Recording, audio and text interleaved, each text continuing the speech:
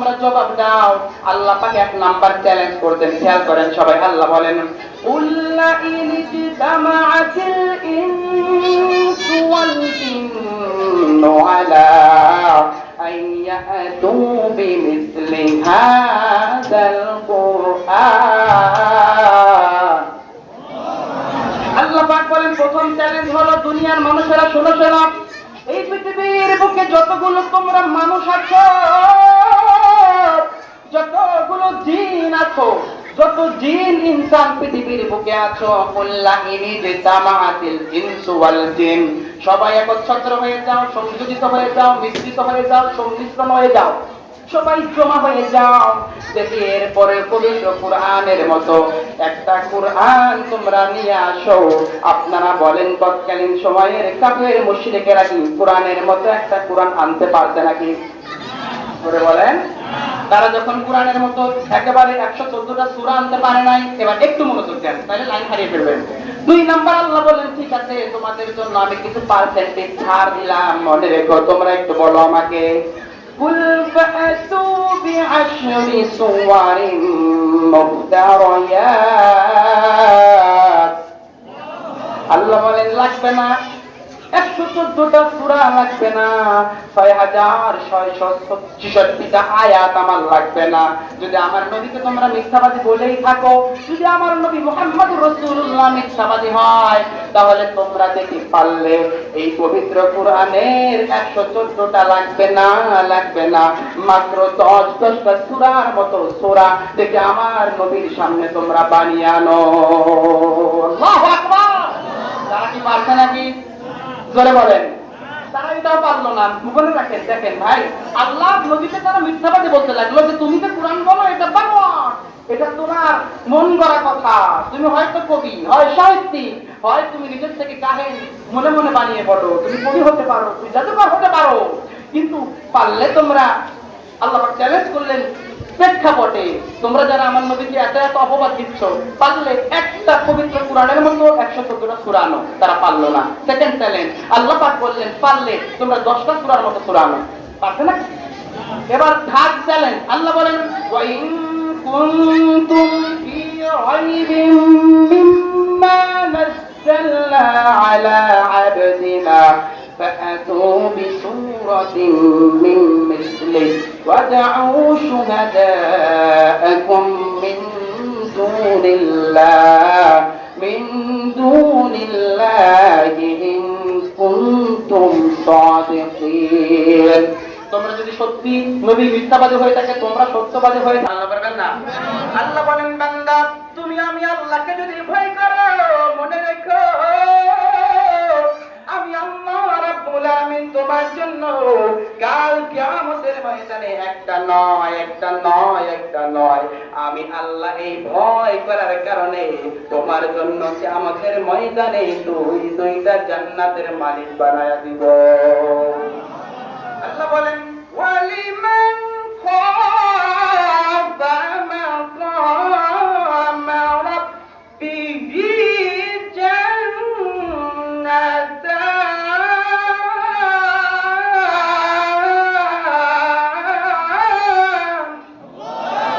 ঘোষণাকার ধরে বলে আল্লাহ পাক বলেন, তুমি যদি আমার ভয় করো, ওয়ালিমান খাফা মাকামা রাব্বিহি জান্নাতান, এটা হলো 2 বছর জান্নাতান।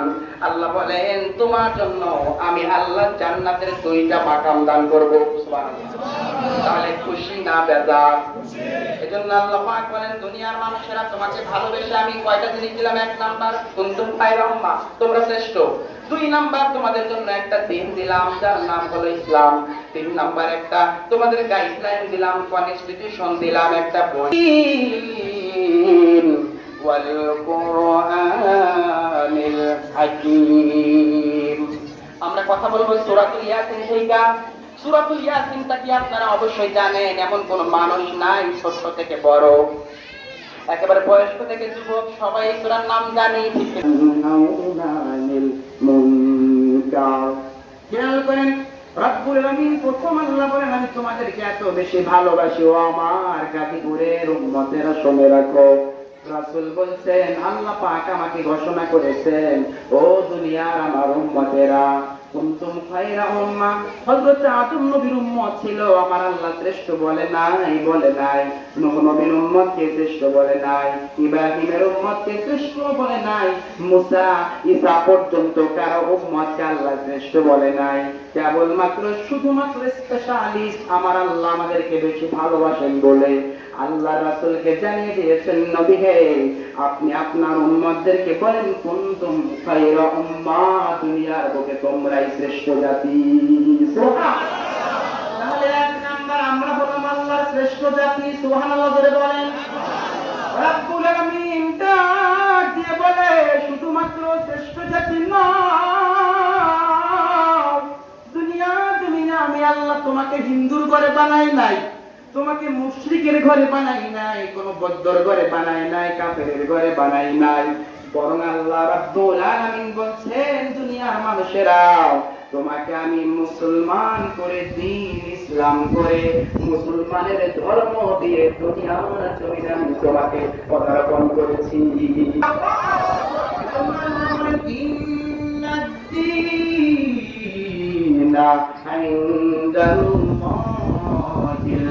ইসলাম। রব্বুল আলামিন এবার খেয়াল করেন, এক নাম্বার আল্লাহ আমাদের শ্রেষ্ঠ বানালেন। সুবহানাল্লাহ। দুই নাম্বার আল্লাহ আমাদেরকে একটা দিন দিলেন। আগেও তো ধর্ম দিন ছিল, আদম নবীর ধর্মের নাম ইসলাম ছিল, মুসার ধর্মের নাম ইসলাম ছিল, ঈসার ধর্ম পর্যন্ত সব নবীর ধর্মের নাম ইসলাম। জোরে বলেন ইসলাম। কোন ধর্ম পরিপূর্ণ হয় নাই। মিশকাতের হাদিস এসেছে, নবীজি বলেন একটা বিল্ডিং এর সবগুলো হয়ে গেছে, কিন্তু কর্নারে একটা ইট দেওয়া বাকি আছে, বিল্ডিং পরিপূর্ণ হয় নাই। আমি মুহাম্মদ হইলাম সেই ইট। তার মানে হলো আমার নবী বুঝালেন আমি এমন একজন নবী, দুনিয়ার জমিনে শেষ নবী করে, লাস্ট মেসেঞ্জার করে আল্লাহ আমাকে প্রেরণ করেছেন। আমি শুধুমাত্র লাস্ট প্রফেট নই, বরং আমার আল্লাহর পক্ষ থেকে অসমাপ্ত আদমের দিন, অসমাপ্ত ইব্রাহিমের দিন, অসমাপ্ত সকল ঈসা মুসার দিনকে পরিপূর্ণ করে আমার আল্লাহ রাব্বুল আলামিন আমাকে দ্বারা সমাপ্ত করেছে। আল্লাহু আকবার। اليوم أكملت لكم دينكم وأتممت عليكم نعمتي ورضيت لكم الإسلام دينا।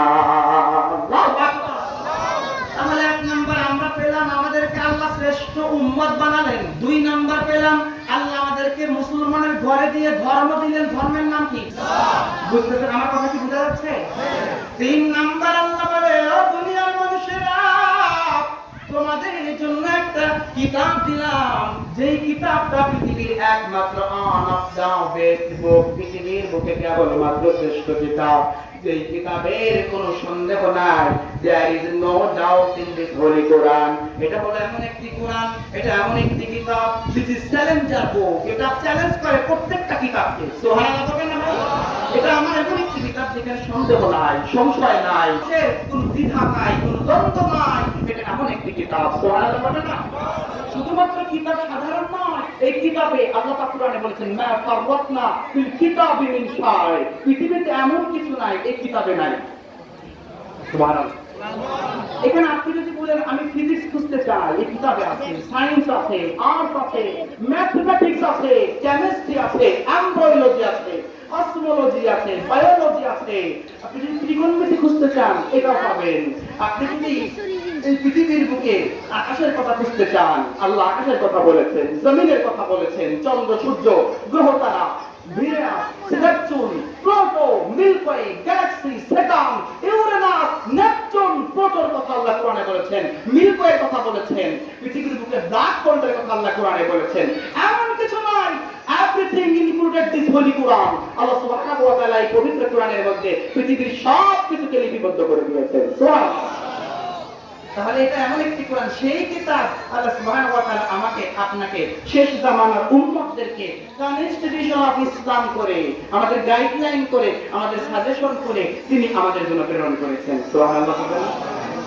এজন্য আল্লাহ বলেন যালিকাল কিতাবু লা রাইব বাকিন হুদাল লিল মুত্তাকিন।